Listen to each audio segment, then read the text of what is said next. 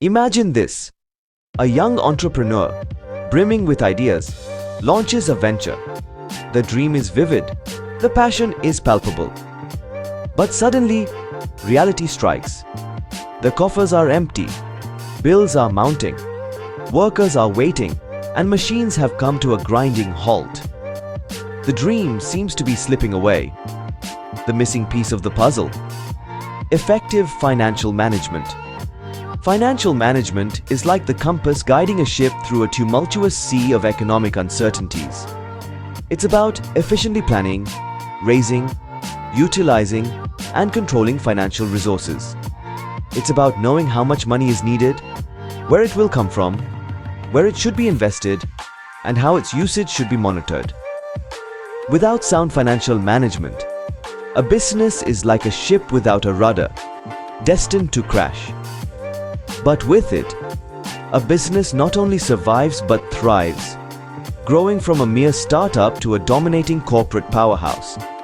It's about acquiring funds efficiently, ensuring the right funds are available at the right time, making optimum utilization of those funds, maintaining liquidity, and ultimately, driving profitability and value creation for long-term survival. But where does a company get these funds? There are two primary sources: debt and equity. Debt is money borrowed, often from banks, which must be repaid with interest. Equity, on the other hand, comes from investors who buy a share of the business, sharing in its ownership. Financial management also involves making key decisions. These fall into three main categories: investment decisions or capital budgeting, which are long-term and shape the future of the company; working capital decisions, which are short-term and crucial for daily operations; and dividend decisions, which involve choosing between paying shareholders or reinvesting in the business. One of the most critical aspects of financial management is understanding the difference between profit and wealth maximization. While profit maximization focuses on short-term accounting profit, wealth maximization cares about long-term shareholder value and risk. Another crucial balance is between liquidity and profitability. Holding too much cash can hamper profitability, but investing all money can threaten survival if immediate expenses arise. The secret: striking a balance. Lastly, understanding financial markets is pivotal. These are platforms where securities are bought and sold. They're divided into money markets for short-term financing and capital markets for long-term financing. And within these markets, there's the primary market, where companies raise money for the first time, and the secondary market, where investors trade these securities later. In conclusion, financial management is the lifeblood of any business. It's a complex, multifaceted discipline. But by understanding its various components, one can harness its power to navigate the choppy waters of the business world and steer their venture towards success. In the realm of finance, institutions also play a pivotal role. They act as the intermediaries that channel funds from those who save to those who invest.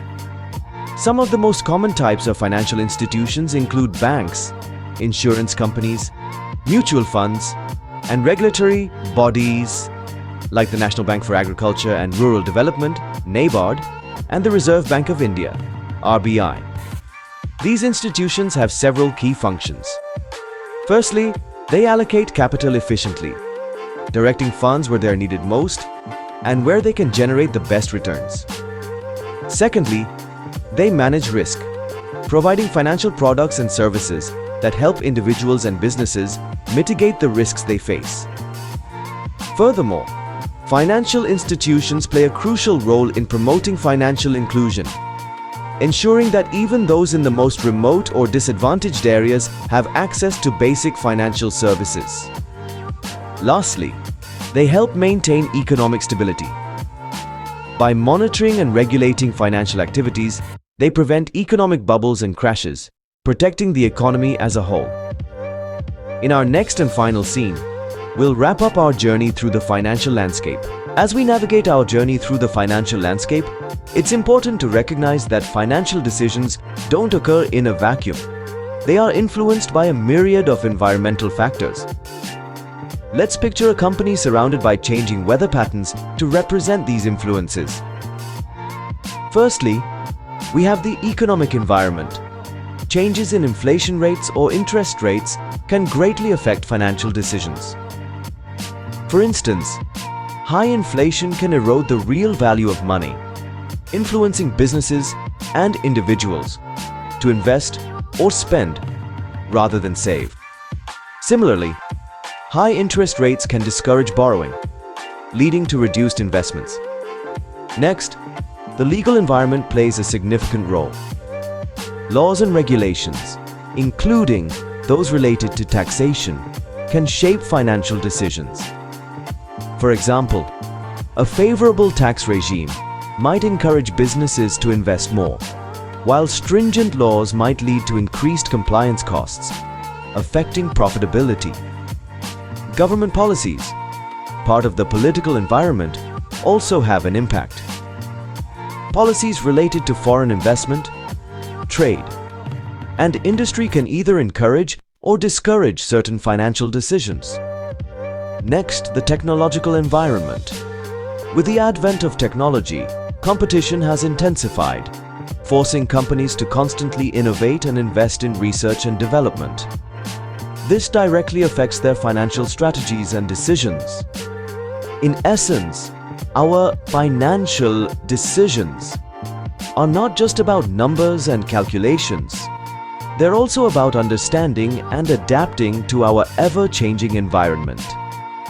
In the final scene, we'll summarize the key points we've learned throughout this journey. As we near the end of our journey, let's take a step back and recap the key points we've learned about financial management. We've seen how it's not just about money, but about survival, balance, and future growth. Imagine our RS1 coin we started with traveling through the various stages of financial management. It goes from being a simple unit of currency to a tool for creating wealth and growth. It travels through banks, gets invested in the market, fuels the operations of a factory, generates profit, gets distributed to shareholders, and ultimately leads to growth.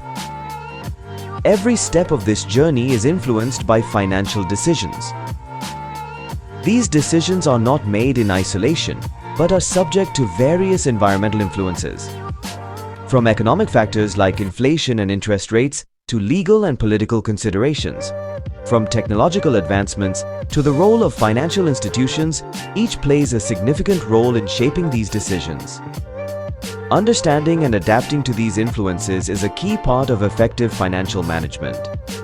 A company that manages money well truly controls its destiny. In the next scene, we will wrap up our journey and leave you with some final thoughts.